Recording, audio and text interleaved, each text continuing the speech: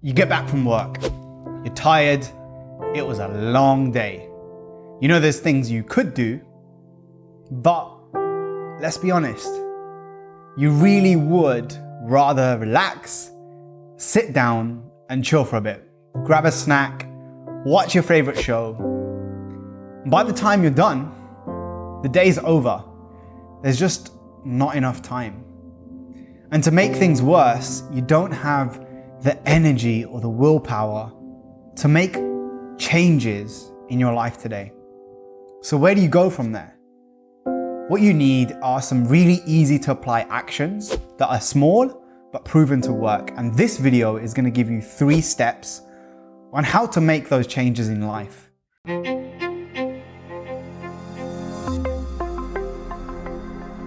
Now, I put timestamps in the description to make life easy for you. And these are steps that have proven to work for me and many of the coaching clients that I work with privately in my life coaching practice, as well as the other team members in my businesses. Before we start though, be sure to subscribe to my channel for weekly videos on self-improvement, and also make sure that you click the bell icon. Most people forget, because otherwise you won't get notified at all, thanks YouTube, for videos when they come out. Anyway, number 1, squash inconsistency by giving up on motivation. Now, most people, when they want to make changes to their lives, they focus on what? Making lengthy to-do lists and big plans. They think about these things over and over again. What's going wrong? What's going well? What do I want? Why do they do this? Usually because we figure it's going to help me to get focused. And it's all in this bid to push yourself to get more motivated. Guess what? It's not going to work. Willpower and motivation are feelings. Feelings are vague and unreliable. You can manage them, but you can't control them. So what do you do instead? Put your focus into putting this flawed, unpredictable you in the best possible environment. If you do one thing from this video, one thing, it's this: find and go to the best possible environment for the area of life that you want to change. For example, you want to get fit. Make your first goal just to show up at the gym 3 times a week. If you want to find a new relationship, show up to 1 meetup per week in your city for people who are single. If you want to be more productive and make your business idea a reality, don't work from home. No. Go to a co-working space, go to a coffee shop. The reason people fail to become the best version of themselves is because they underestimate the power of environments that influence our behaviors. We mistakenly assume that these things are true. Yeah, I get it, but not for me. We think we're special for some unexplained reason, but instead, I want you to accept that you're flawed. You're prone to distractions, and your motivation, your willpower, it's gonna fail you. Accept that, in fact, you're kind of ordinary, the same as millions of other people. I say it not because you don't have no value, but because it releases the pressure. You don't have to have this special quality that exemplifies you, that means you're gonna stand out. And in this instance, the best hack is show up to change-inducing environments that push you out of your comfort zone, literally. Let's move on to the next one. The next step to making changes in your life. Recruit people to help you. Too many people try and do things on their own. They assume if I motivate myself enough, if I focus long and hard enough, then maybe, just maybe, I can achieve success. But again, I want you to accept the fact, the truth, that you're human. You have flaws, blind spots, lazy days, pajama days, weaknesses. And because of all these things, and to make things a whole lot more interesting and fun, recruit people like you would a team to be part of your life-changing plan. And here's how you do that right now.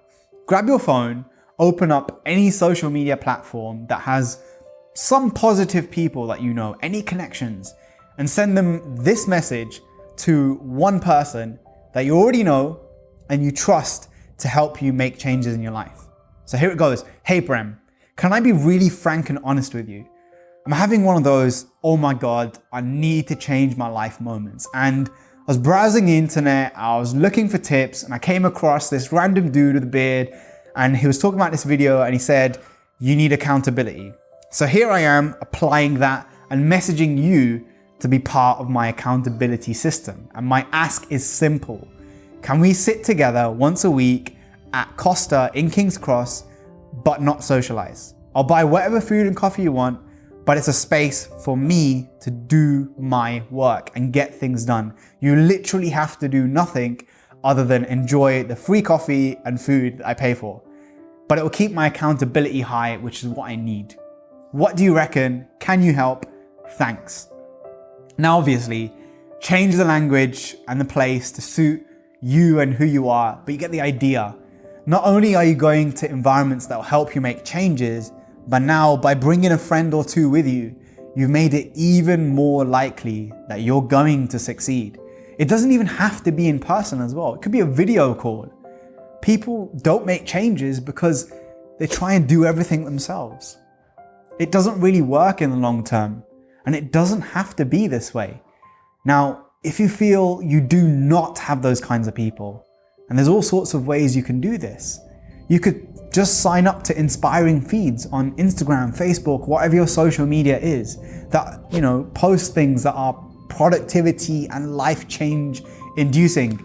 You can join free Facebook groups. I've got one called the Self-Improvement, Inspiration, and Positive Mindset Community, where me and at least 1,000 other people share ideas, progress, tips, techniques, and feel free to check it out below. I'll leave a link for you in the description. But you can use groups like this to enlist people to your army of making change. And by doing this, you've taken care of the up and down motivation that you have.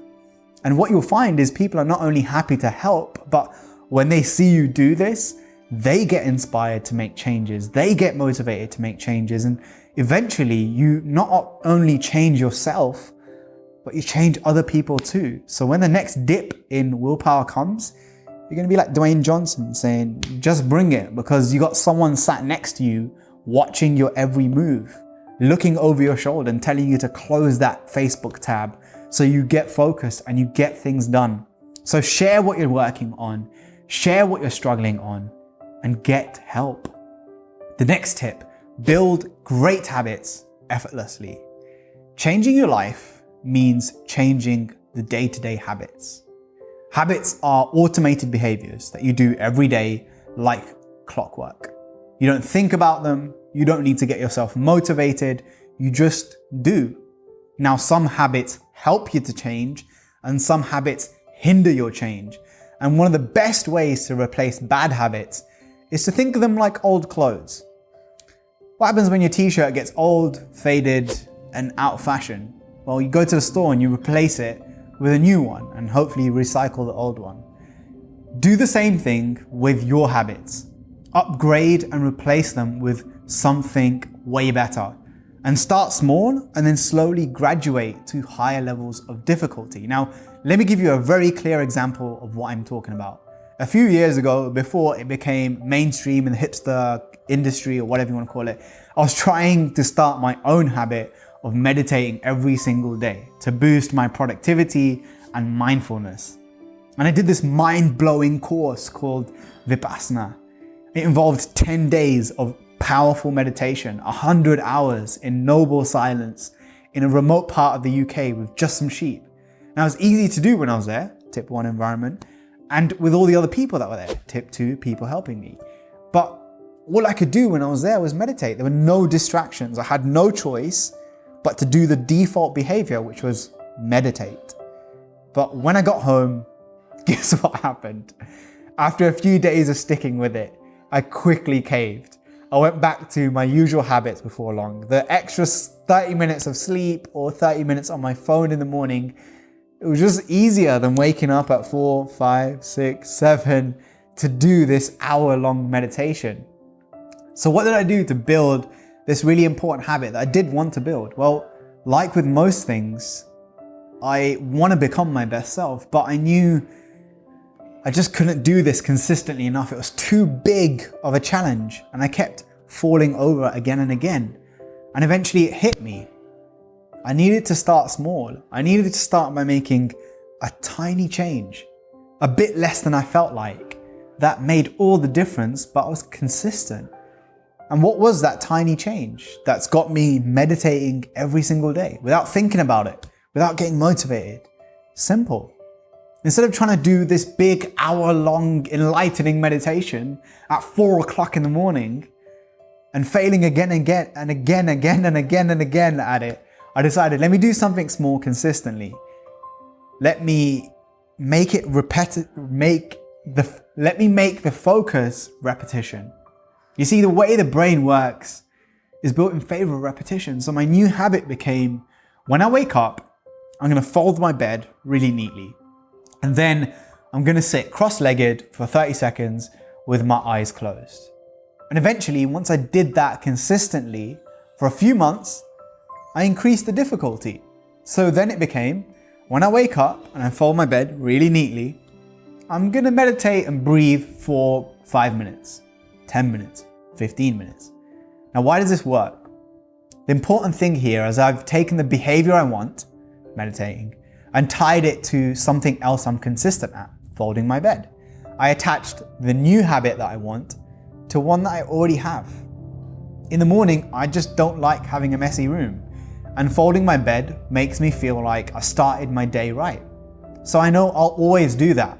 And by attaching this really simple new habit, I made it more likely to happen. And the second thing is I aimed at consistency, not perfection. And this is where most of you fail. You try and do things perfect. You focus on the change you want, but it's all or nothing. And when you do this, you're failing to realize the power of consistency. Your brain loves patterns. I say this because yes, you are different, but also not unique. Generally speaking, your brain has similar problems that are encountered by other people too. And in this case, I trained my brain to follow a repeated set pattern every morning. There's no willpower, there's no motivation.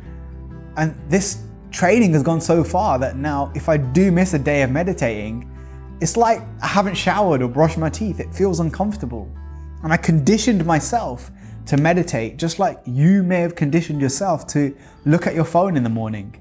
Now, if you apply just one of these tips, tell me, which one would it be? Why?